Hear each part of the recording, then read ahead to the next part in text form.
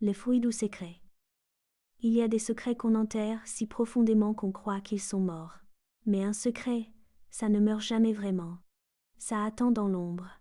Et un jour, au moment où vous vous y attendez le moins, ça explose. Je m'appelle Lena Hoffman, j'ai 28 ans, et voici mon histoire. Un secret qui m'a lentement détruite de l'intérieur, pendant 9 longs mois. À l'époque, j'avais une vie stable, rangée et tout à fait prévisible. Je vivais dans un bel appartement avec mes petites habitudes et mes week-ends tranquilles. Mon travail de secrétaire au centre-ville me convenait parfaitement.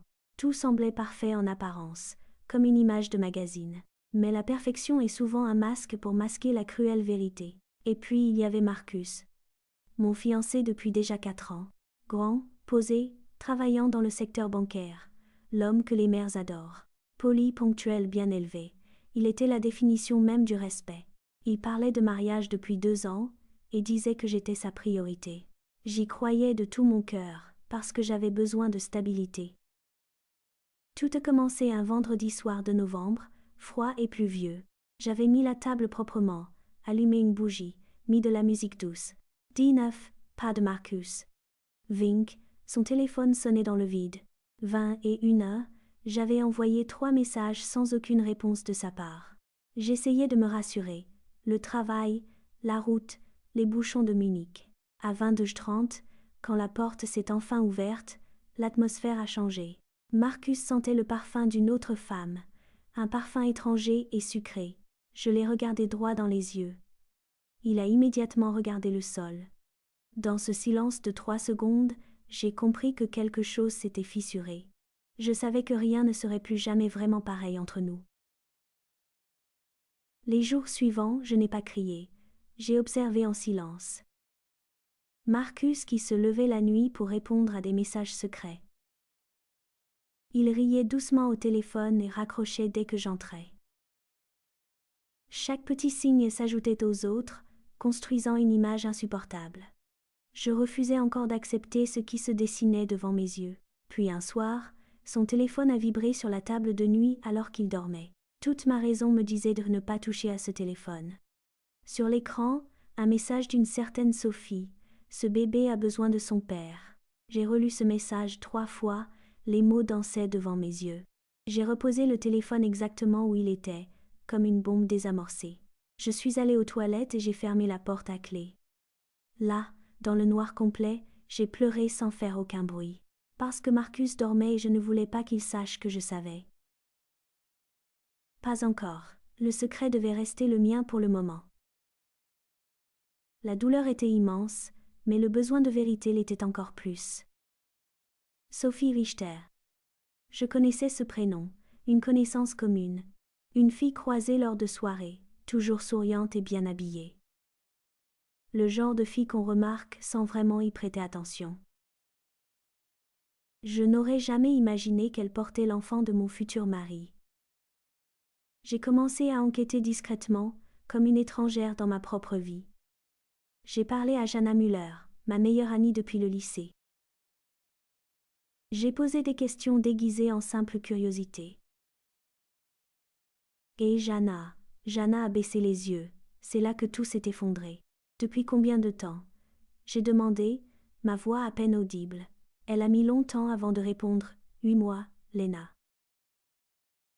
8 mois. Pendant que Marcus me parlait de mariage. Pendant qu'il dînait chez ma mère et disait « tu es la seule ». Il construisait une autre vie à Neuhausen avec Sophie. Je n'ai pas pleuré ce jour-là, je suis restée immobile. Le monde entier s'écroulait autour de moi dans un silence assourdissant.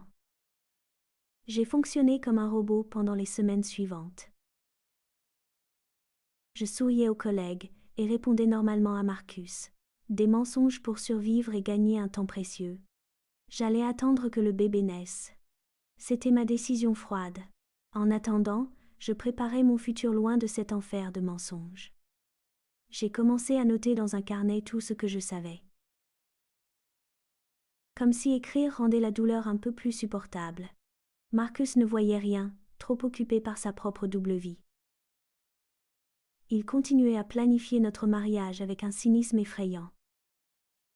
Je planifiais silencieusement la fin de tout ce que nous avions construit.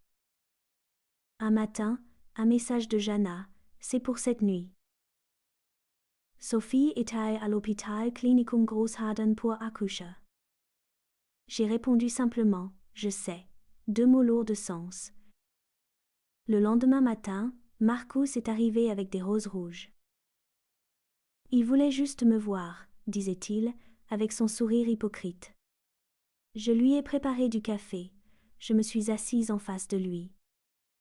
Je l'ai regardé très longtemps sans dire un seul mot. Jusqu'à ce qu'il commence à trouver ce silence bizarre et pesant. Marcus, tu as quelque chose à me dire? Ai-je finalement demandé. Il a souri, mal à l'aise. Non, tout va bien. Pourquoi? J'ai posé mon téléphone sur la table entre nous, sans trembler. Une photo de Marcus dans une chambre de maternité tenant un bébé. Le café est resté en suspens entre nous, le temps s'est arrêté. Marcus a blâmé d'une façon que je n'avais jamais vue auparavant. Pendant presque 30 secondes, personne n'a osé prononcer un mot. Puis il a commencé, je peux expliquer, d'une voix tremblante. Non, ai-je dit calmement. Tu ne peux pas expliquer l'inexplicable. Il a avoué 2 ans de double vie parfaitement orchestrée. Il avait payé le loyer de Sophie et choisi le prénom du bébé. Et, pendant ce temps, il me planifiait un futur mariage de conte de fées. Je l'ai écouté jusqu'au bout, sans l'interrompre une seule fois. Puis j'ai simplement dit « Sors de chez moi ». Une sentence irrévocable. Il est sorti sans un mot, emportant ses mensonges avec lui. Mais le vrai chaos ne faisait que commencer après son départ. Toute ma vie stable venait de s'évaporer en l'espace de quelques minutes. La mère de Marcus, Frau Brenner, m'a appelé en pleurant. « Il t'aime vraiment, il faut lui laisser une chance », disait-elle. Ma propre mère a failli faire un malaise en apprenant la vérité. Le monde entier semblait avoir un avis sur ce que je devais faire. Certains me plaignaient, d'autres murmuraient qu'il fallait être raisonnable. Je n'ai pu parler à Jana pendant des semaines entières.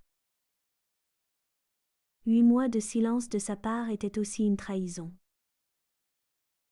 Une trahison différente, mais tout aussi douloureuse à accepter. Je me retrouvais seule au centre d'un ouragan émotionnel. À moi de prendre les décisions les plus importantes de ma vie. 3 semaines après l'explosion, Marcus est revenu sans aucune fleur. Il est venu avec sa mère et une proposition déjà toute préparée. Je suis prêt à tout recommencer et à couper tout contact avec Sophie. Frau Brenner a ajouté, 4 ans ensemble ne laissent pas tout effacer. Je les ai écoutés face au dilemme le plus douloureux de mon existence. D'un côté, rester.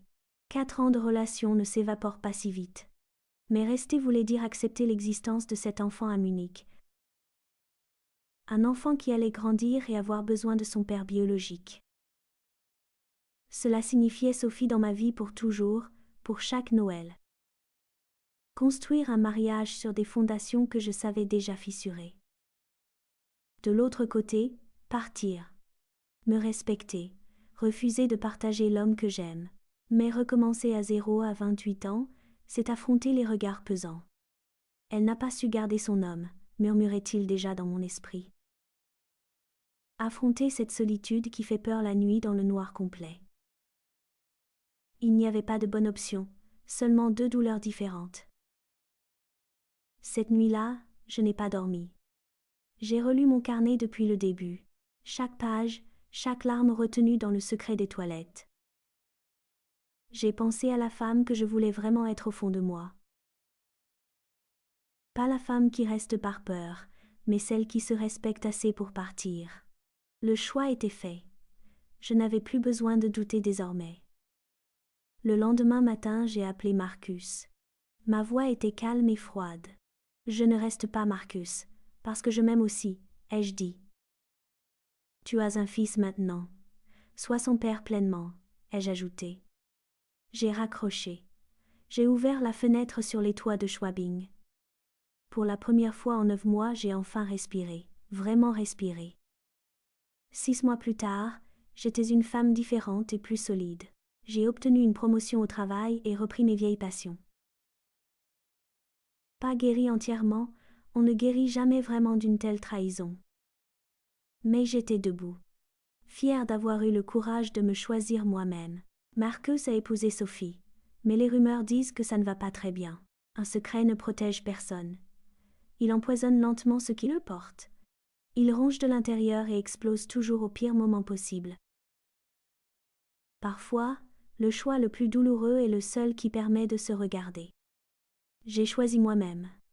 Pas la facilité, mais mon propre respect de femme. C'est la chose la plus difficile et courageuse qu'on puisse jamais faire. Maintenant, la vraie question est pour vous qui m'avez écouté jusqu'ici. Et vous, qu'auriez-vous fait à ma place? Auriez-vous pardonné? Écrivez-le en commentaire. Je lis tout et j'aime énormément vous lire. Si cette histoire vous a touché, likez et partagez-la autour de vous. Abonnez-vous pour ne rien rater des prochaines histoires que je partagerai. On se retrouve bientôt pour une nouvelle plongée dans l'âme humaine.